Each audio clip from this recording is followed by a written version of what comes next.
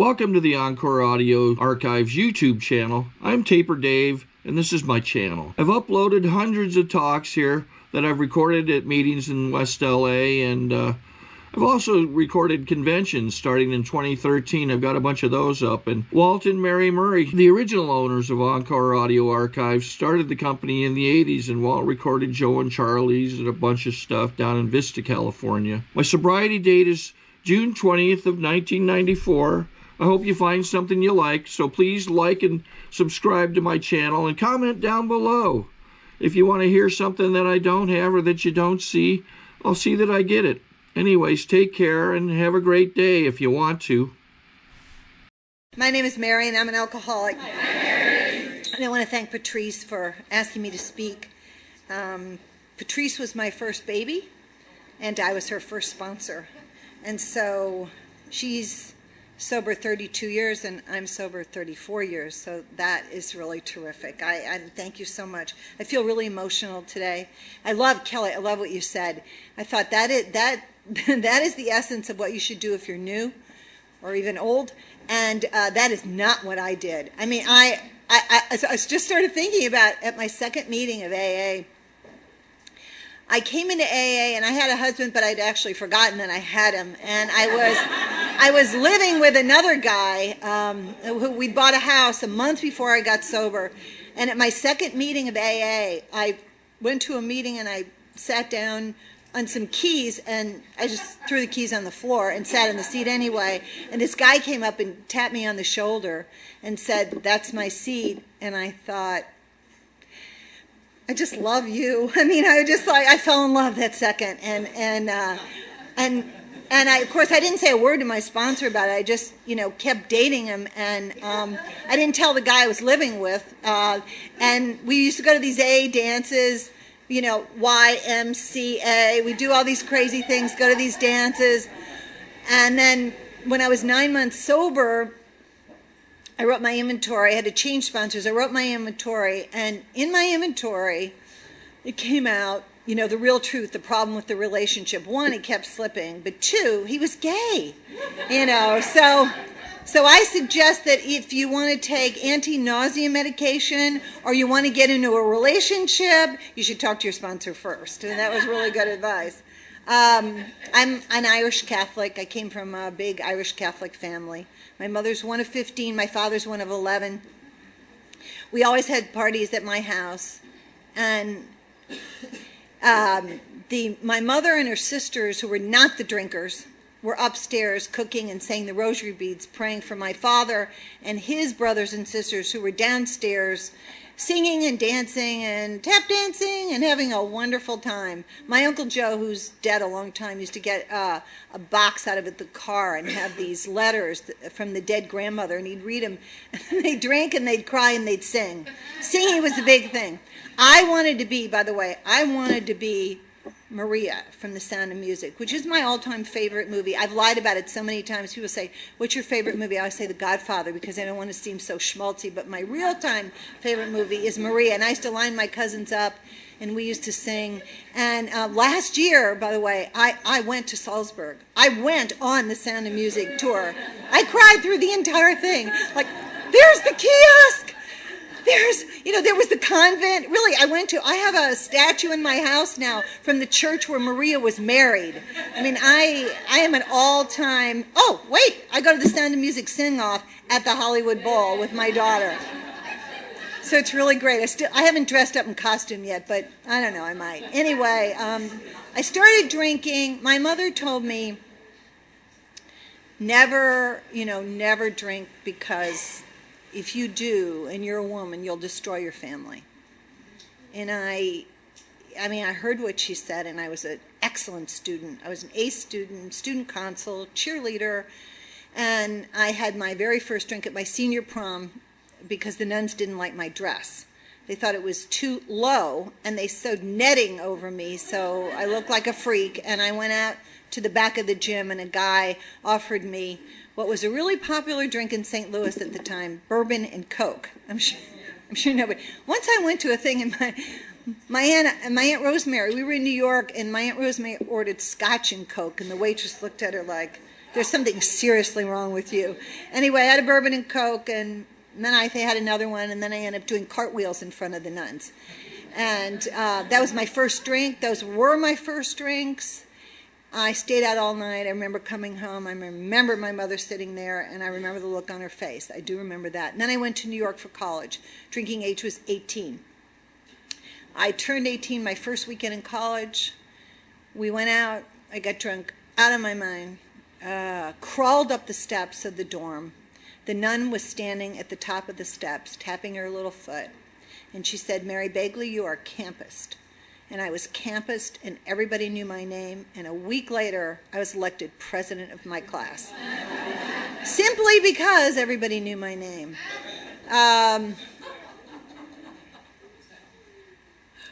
Oh, yikes. I feel emotional today, so I always feel emotional in this room.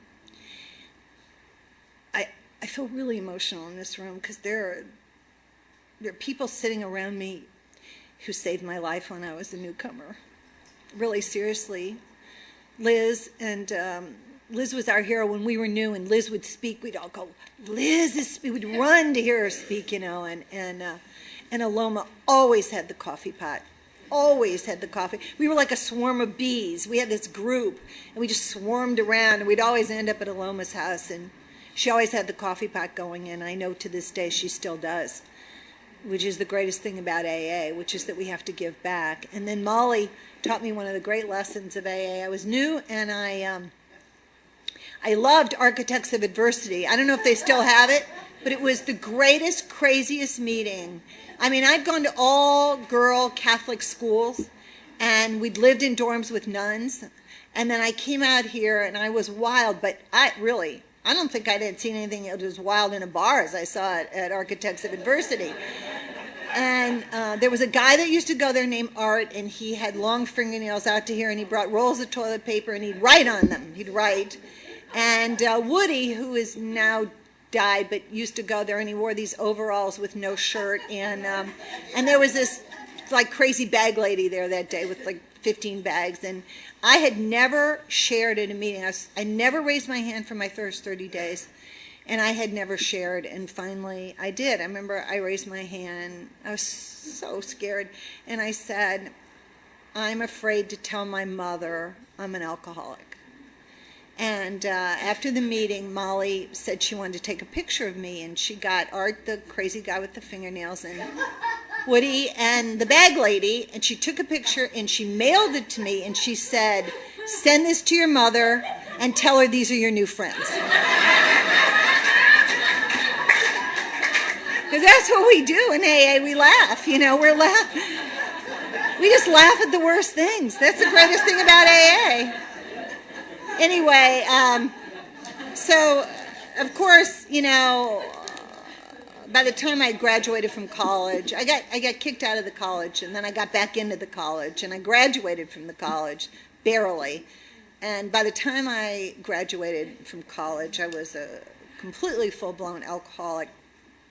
I think I was a full-blown alcoholic from day one. And I also, just because this is my story, and I never want to go back there again, I took a lot of these pills that my doctor gave me to keep me thin, but really what they did is they kept you awake for like 5 weeks straight in a row. And I used those to study, and I took them all the way into the doors of Alcoholics Anonymous, and I always want to remember that, because I thought my creativity was determined by these pills. I thought that I couldn't think or write or do anything without them, and I never want to forget where I came from. Anyway, I got a job. I went home and got a job at, I wanted to get a job in politics. I love politics. I love government, but I only typed 17 words a minute, and no one would hire me. I could not get a bad job, and I got a job at my local newspaper because I met with the publisher, and he said, "I want to hire you as a cub reporter." And I said, "Well, I need to tell you something. I only type 17 words a minute." And he said, "I don't care if you can type, you can think." And I got this job in the newsroom of my local, you know, hometown newspaper. This is when we read newspapers all the time, and I was in heaven. I seriously was in heaven. I was born to be in a newsroom. I love adrenaline. I love being on a deadline. I love talking about all the things that are going on in the world. And the greatest thing is, when you finished your story, you went to the bar across the street. And that's where all the fun really happened, you know. And before internet dating and websites, like, what are those websites for dating? What are they? I don't know the name. What? Match.com. Before Match.com, there was a bar outside of every single newspaper and magazine and office in the world, and that was, you know, those were the headquarters of Match.com. The only problem is in the morning you couldn't remember who you slept with. Anyway, I was living at home and being monitored very carefully, and I met a boy who lived in California. And I knew him for just a few weeks, and he asked me to marry him, and I did, and I came out here, and I got a job at another newspaper, and this one was even a better newspaper, world-renowned, and they also had a bar right across the street, and we went to the bar every night, and I was drunk every single night. Was I an alcoholic, did I think? I'd never even heard the word. I didn't think anything. I mean, I took the Dexedrine in the morning, and I got drunk every night, and I drove home drunk every night, and nobody ever said anything to me except my husband, because he wanted to know where I was and why I was sleeping in the car and not in the house. But I had all kinds of bizarre behavior that we have. I was thinking about this the other day. I was thinking about the moment I found out my father died.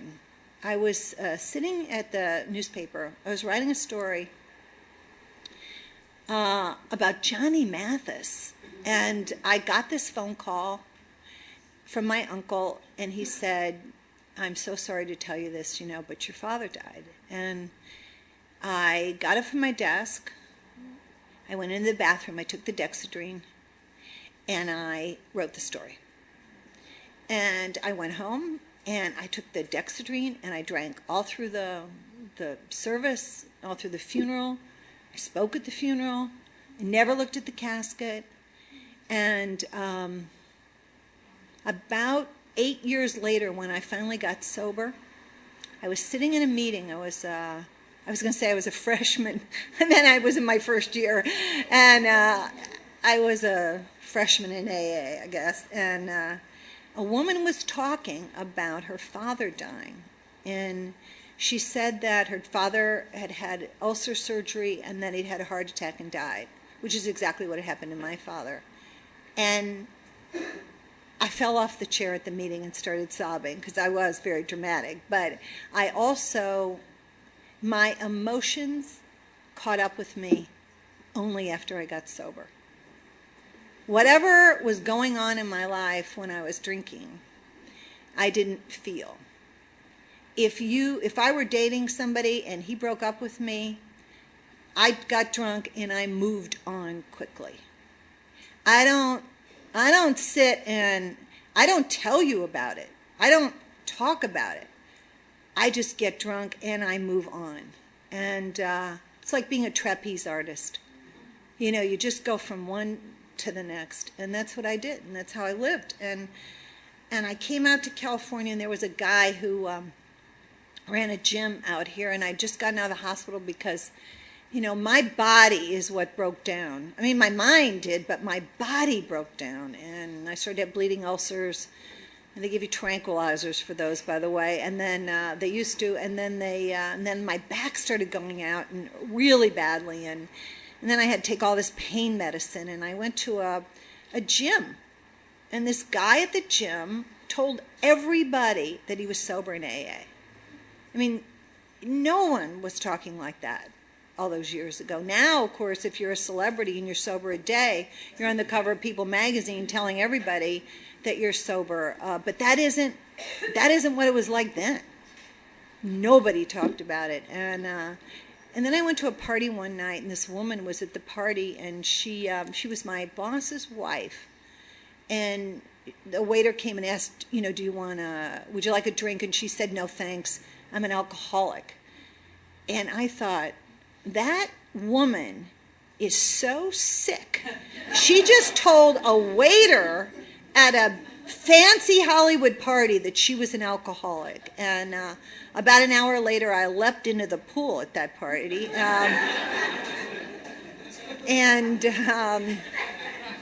Because I was so much fun when I was drinking. And but I never forgot what she said. That's the thing. I never forgot. It took years to call her, but I never forgot what she said. And then I met the guy at the gym, and I just started talking to the guy at the gym about, what did he think? Did he think that, I can always remember when I leave my house, but then I can't remember. I don't remember things. I don't know what happens, but I can't remember. I didn't know the word blackout. And did he think I might be an alcoholic? Maybe. Just things. I would tell him, things about things I was doing. Was I an alcoholic? Maybe.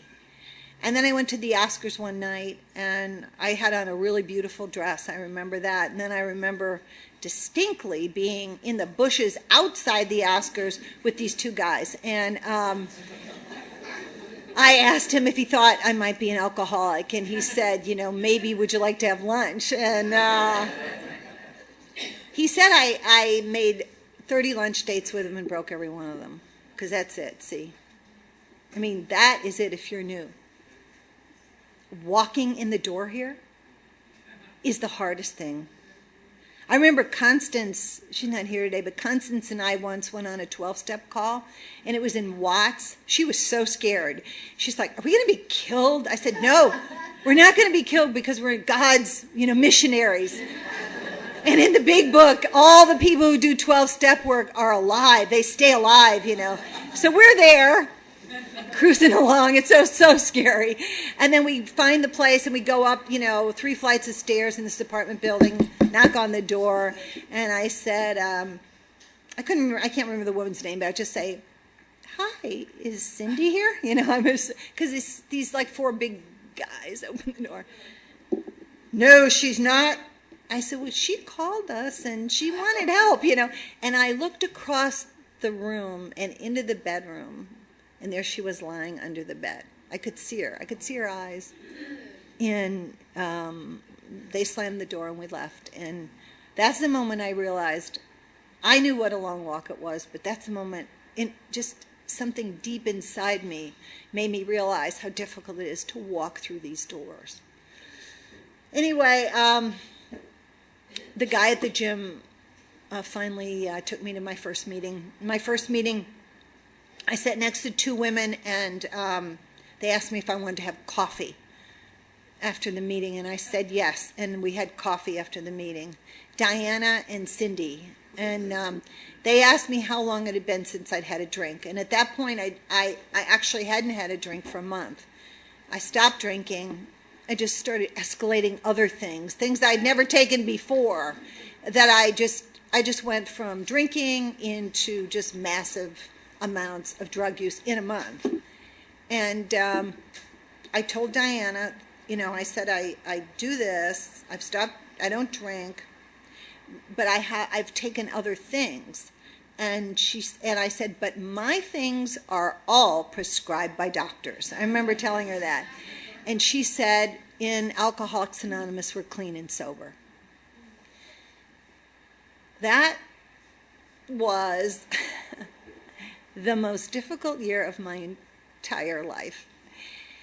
Clean and sober. First of all, I had stopped drinking, but I had about 50 bottles of alcohol in my house. So I had to pour all that out. I had a party and poured it out. It was really fun. And then I had to start taking all those pills. And I just completely went absolutely bonkers sober.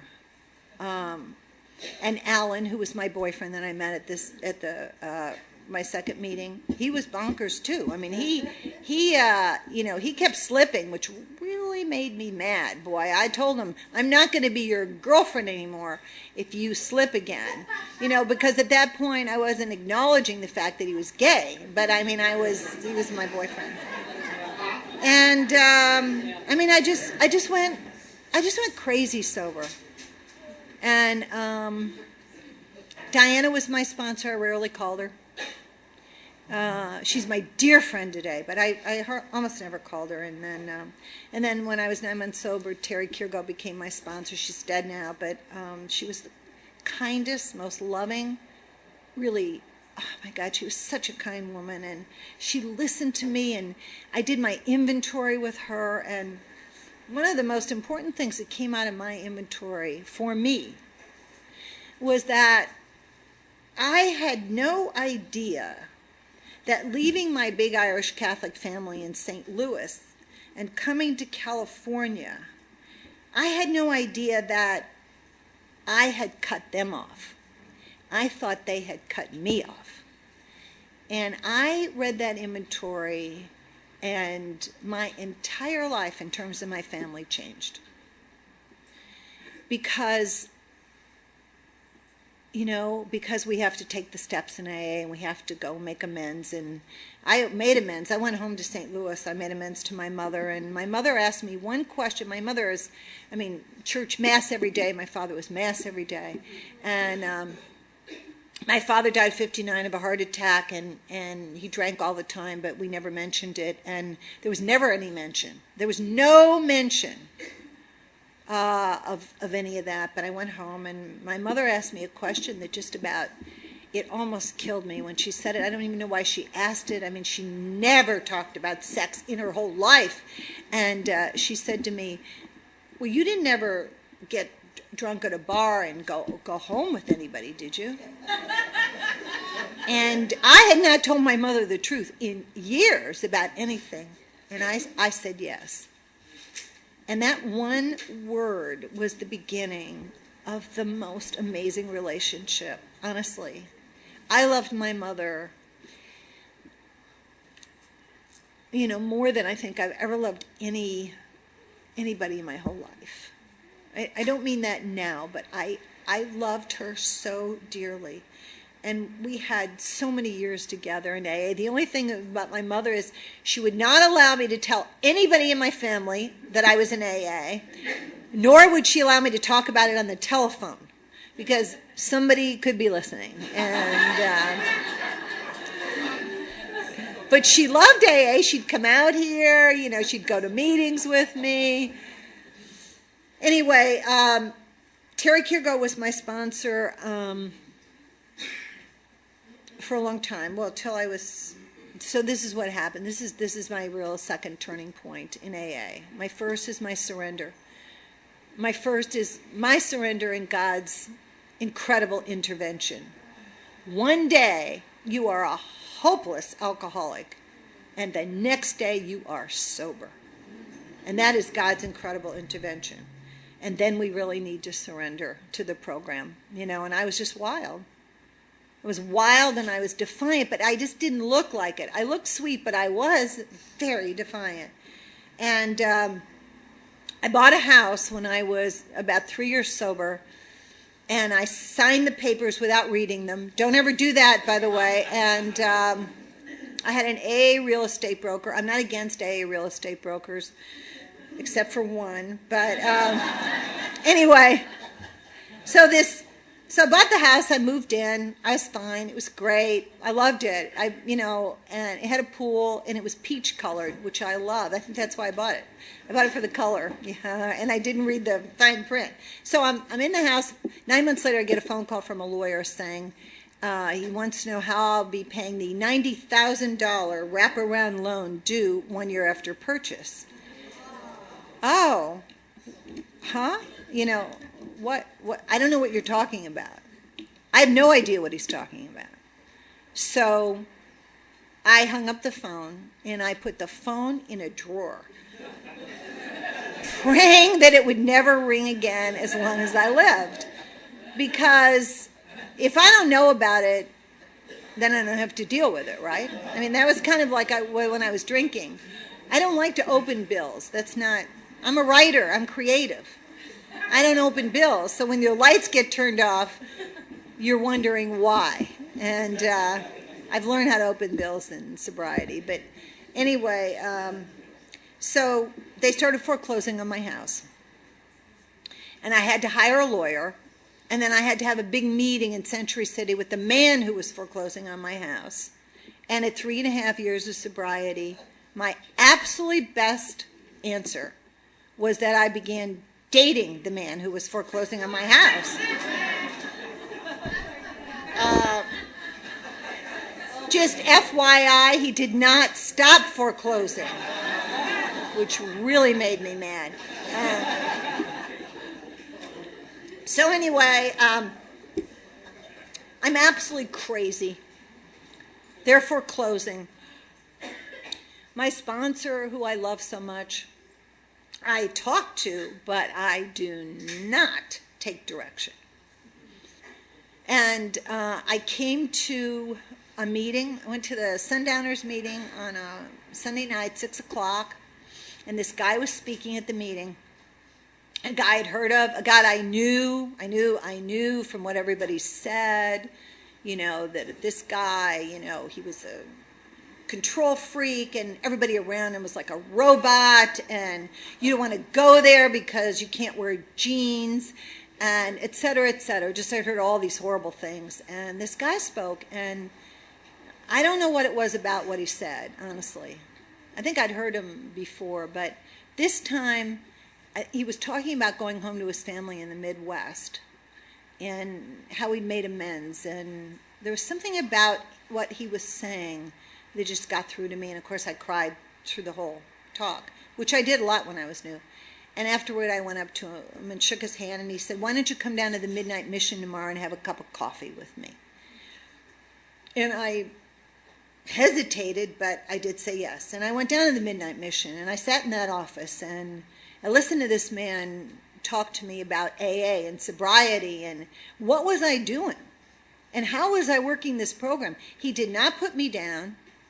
He did not treat me like an idiot, but he was challenging me about the way I was doing AA. And then I told him about the guy who was foreclosing on my house. And I think his eyes rolled around in his head. But anyway, he said to me, "When are you going to see him next?" And I said, "I'm going to see him tomorrow night. I'm taking him to see the play Evita." And he said, "Let's take a walk." And he wrote on a piece of paper, wrote a note, and we walked through Skid Row. And we saw the guys in the boxes. And we saw the people lying on the streets and everybody drunk and drinking. And he said, "What I'm going to ask you to do is as difficult as asking these guys to stop drinking wine." And he handed me the note, and the note said, "Tear up the tickets to Evita and cancel out." And I did. I did something that I've asked other people to do, and I know how difficult it is. I understand how difficult it is to get out of a horrible relationship. And I don't know why I did it, but I did it. I broke up with that guy. I don't think he cared one whit. Some banker in AA who I'd never met in my life came forward and loaned me the money to pay off so they didn't foreclose.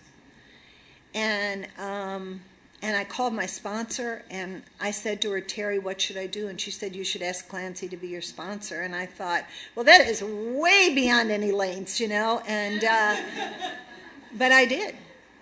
I asked him to be my sponsor, and it was hard.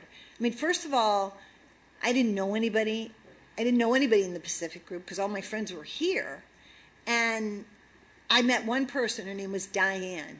And I met her at the meeting, and I thought, well, I'll call her because I feel really crazy. And I did. One night I just thought, I don't know anybody else, so I called her up and I said, "Diane, this is Mary, and I think I'm going to kill myself." And you know, in AA we say things like, clean the floor, straighten your drawers, whatever it is. And she said, "We better call suicide prevention."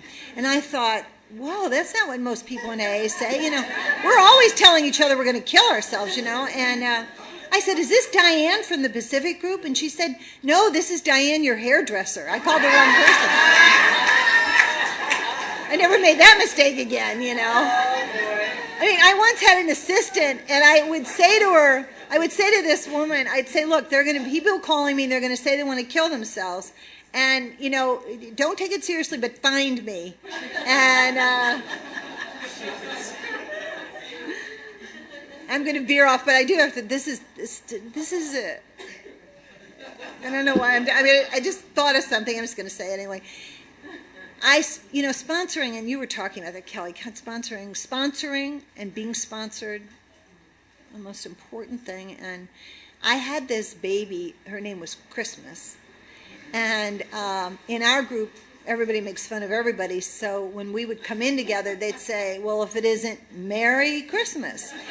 And Christmas had about 20 sponsors, and she was blind, and she was epileptic. And I had certain rules for her. No epileptic seizures in my car. And which is one. But anyway, she would call me every day. And this is, I guess the purpose of this story is to tell you how I got over being a drama queen. She called me every day with the craziest stories you have ever heard in your life. I mean, when my assistant would say Christmas is on the phone, I'd just want to go under my desk. And so anyway, one day she called me and said her son had hung himself, and he was a candidate at West Point. So I called West Point. No, there was nobody. They'd never heard of him. This had never happened. And so I remember I called Clancy and I said, I don't know what to do. I have no idea how to do this. And he said, okay, the next time she calls you with a problem, say this. The next day, for sure, this is true, she called me. I said, how you doing, Christmas? And she said, I was raped by 5 men last night walking across the street. And I thought, I cannot say what he told me to say, but I said it anyway. I said, Christmas, that was yesterday. This is today.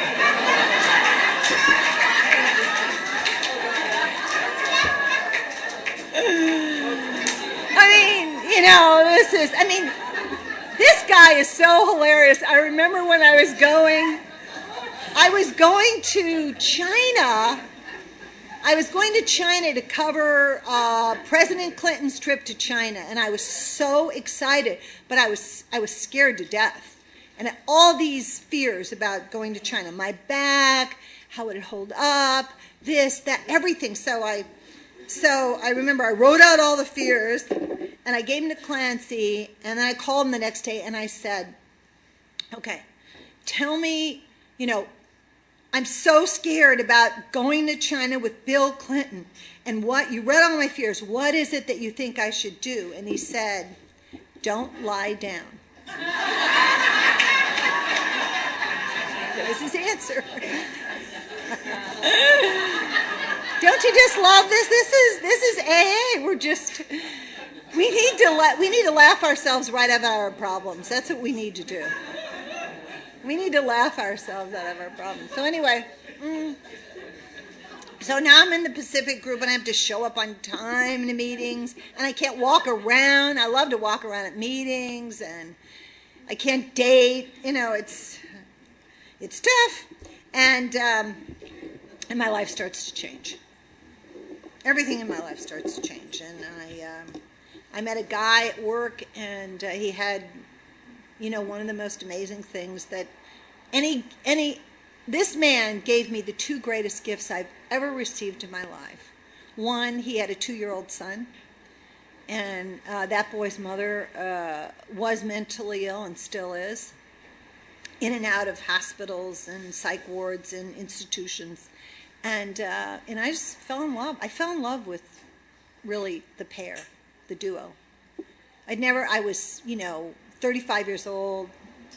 I've been told never have children. And there it was. It was a child being presented to me. And so we got married, and Nick was the ring bearer.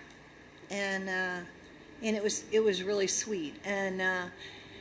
But before we got married, I got really sick, and I went to my nice Jewish doctor in Beverly Hills and said, I don't know what's wrong with me. And he took a blood test, and he called me and said, have you Irish Catholics ever heard of sex because you are pregnant? And I couldn't believe it. I was 37 years, I lost that baby. I had a miscarriage. But when I was 37 years old, I got pregnant. I just couldn't believe it. And when I was 38, I had Megan. And my whole life, honestly, my whole life changed. I thought when I came into AA that the only thing that I wanted in life was to write cover stories in magazines.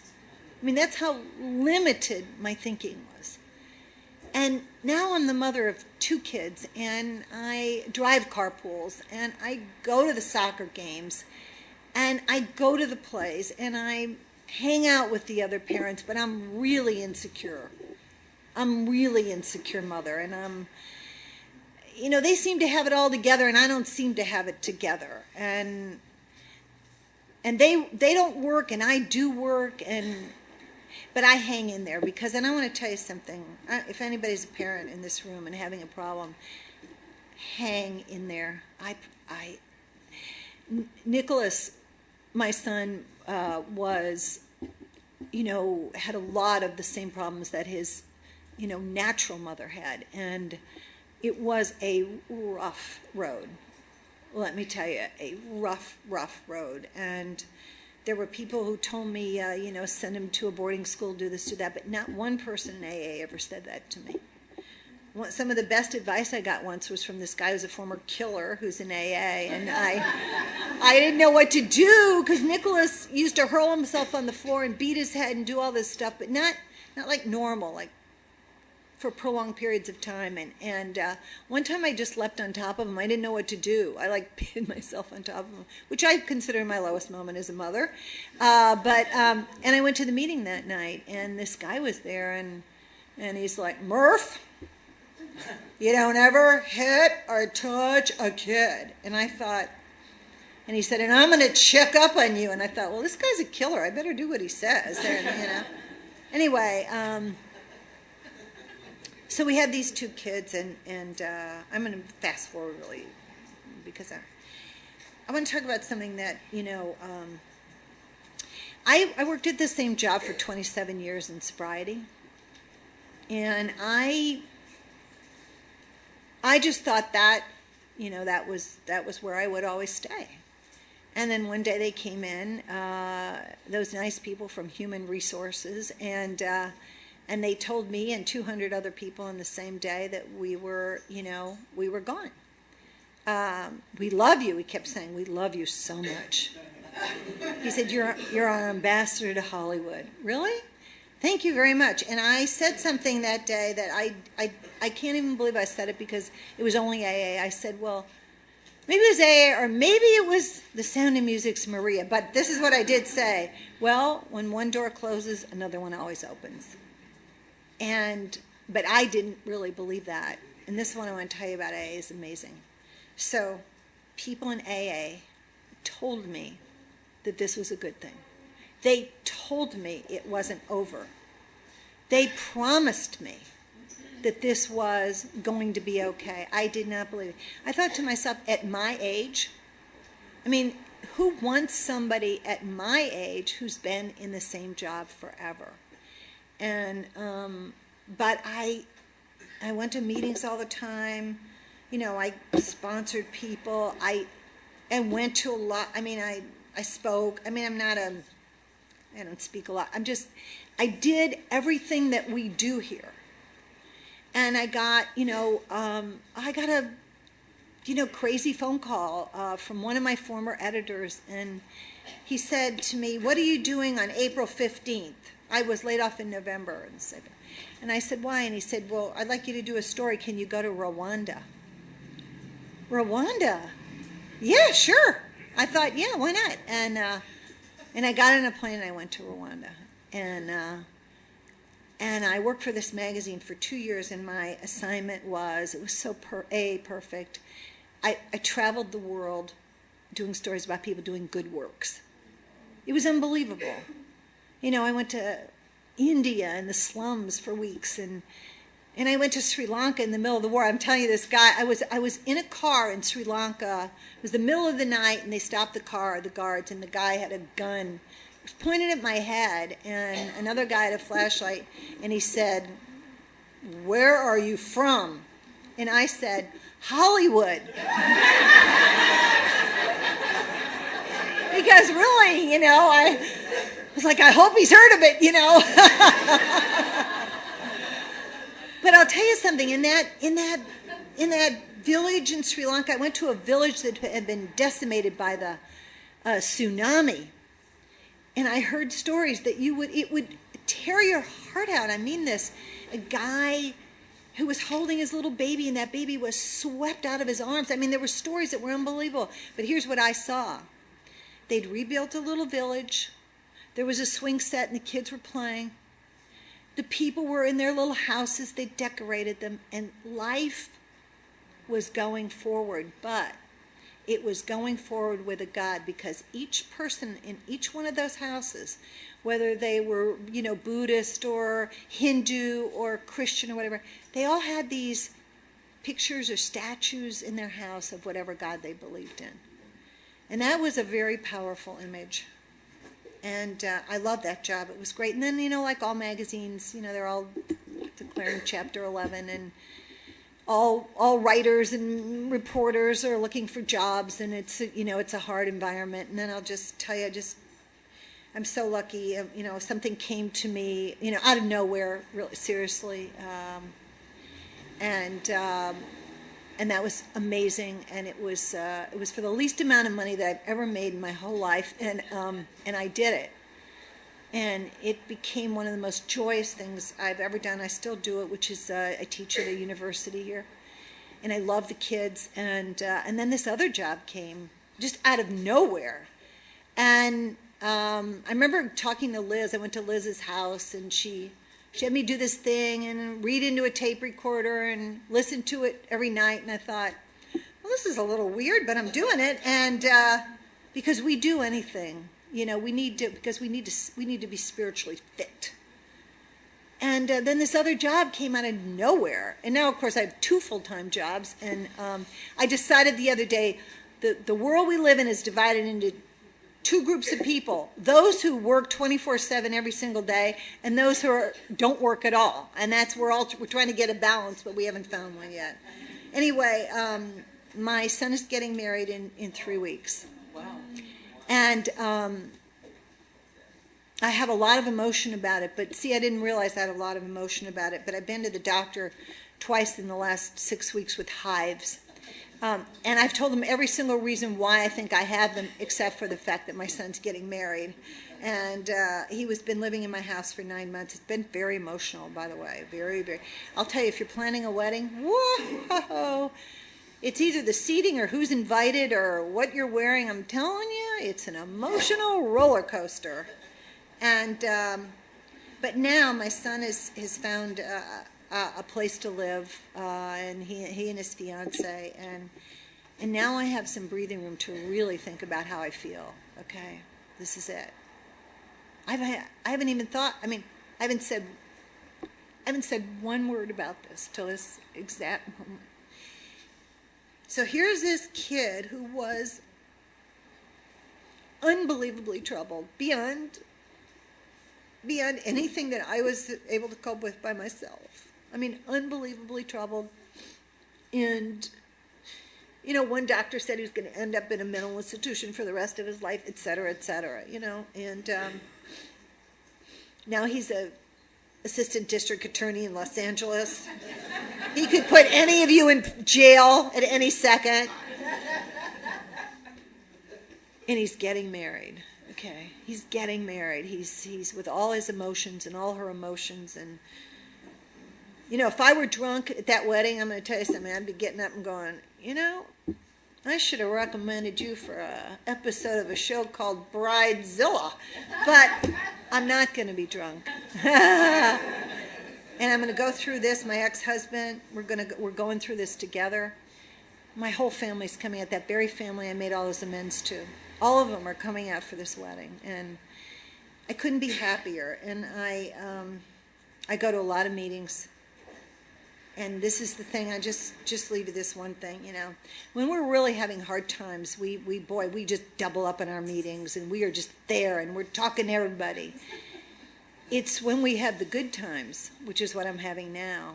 That's when you need to go to meetings, and that's when people go out. Long term, people go out. And this year in my home group, I took a commitment.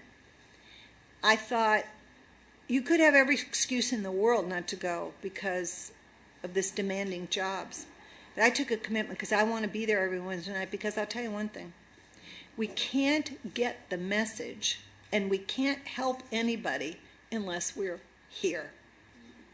And this is where we need to be. And I also want to thank Patrice so much.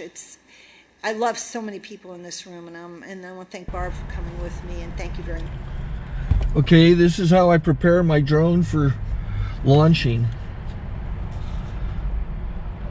I like to do it inside the cab of my truck so I'm not standing outside in the weather. To install the joysticks for control, up and down, right and left, powered on. I have an Android phone that I use to connect it to the drone with, and it's actually controlled through the iPhone, through an app.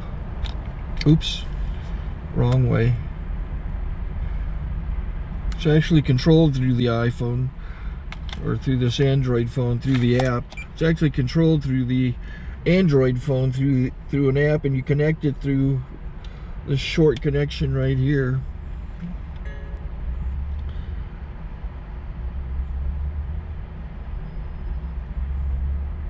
Remote control connected.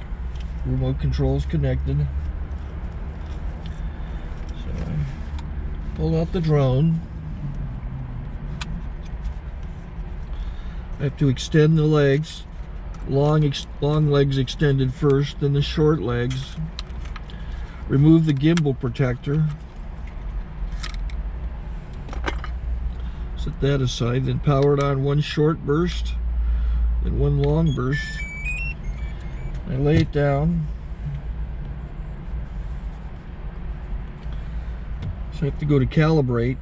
So the drone's not connected yet. It shows you here as this drone gets disconnected, even though the remote's powered on. So the drone has to establish it's connected. So I go into the app to calibration mode. First I'll calibrate the remote controller. Start calibration. Out, in, oop, out, in, up, down, and then this little wheel is to control the gimbal. So it's calibrated. Go to gimbal calibration, start calibration, and then it calibrates the gimbal. I don't know if that shows up, but the gimbal's moving all over the place. Changes, you can see it on the video. And I'm calibrated to take off. It's acquired 7 satellites at the moment. There are 26 satellites up in the sky, which it has to acquire before you can take off. So it's connected. It's got enough satellites. This is white. I can go to press this little arrow button, swipe right to take off, and it would start the motors if I slid this to the right. But I'll wait till I get outside. Don't want to do it inside.